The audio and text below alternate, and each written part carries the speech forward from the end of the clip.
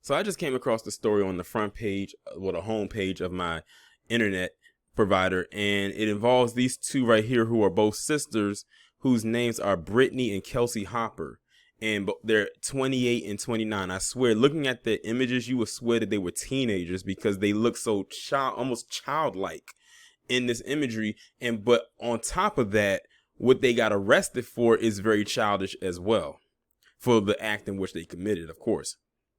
So these two right here, they basically were arrested for using BB guns and shooting them at homeless people.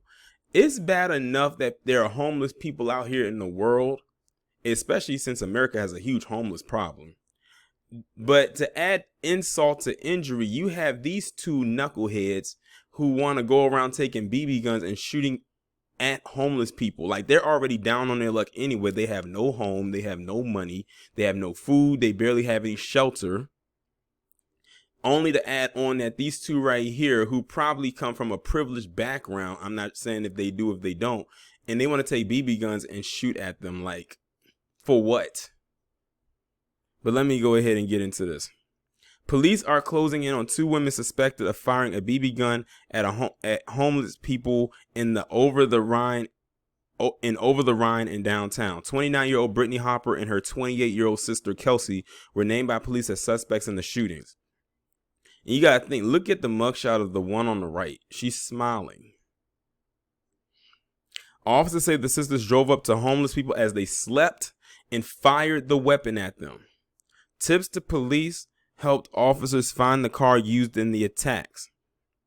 Officers say the suspects tried to paint the hood and the fender to change its appearance, but it was unconvincing.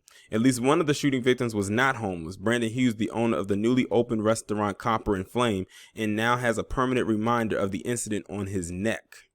Hughes said the same car and people involved shot him 24 hours before they were reported for firing at homeless people. It's been traumatic for me. It took a week that I should be celebrating and put a huge damper on it, and my neck also hurts a lot still. So that sounds like to me they probably shot at close range, and that's the thing too. Those BBs hurt.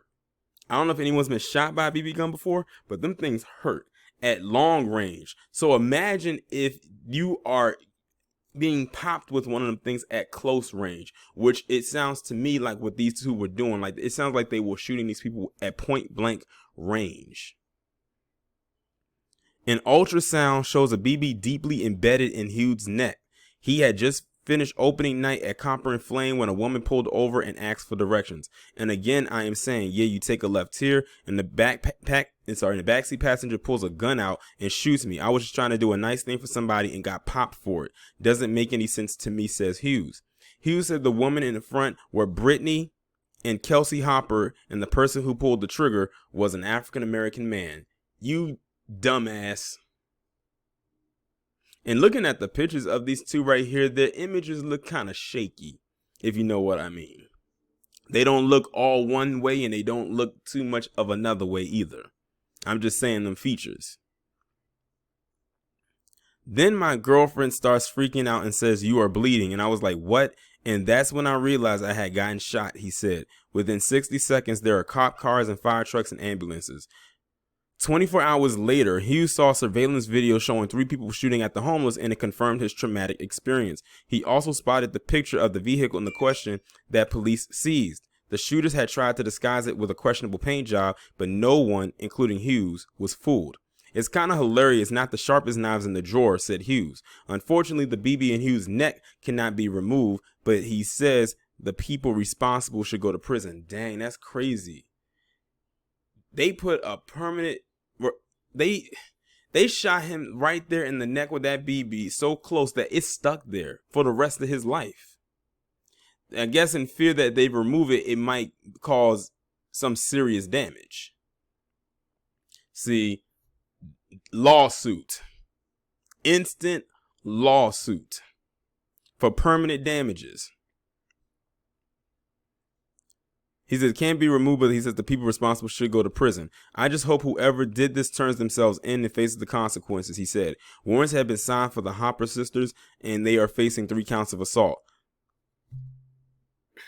That is crazy. That's crazy. But let me pause this right quick because I have an update to bring to you.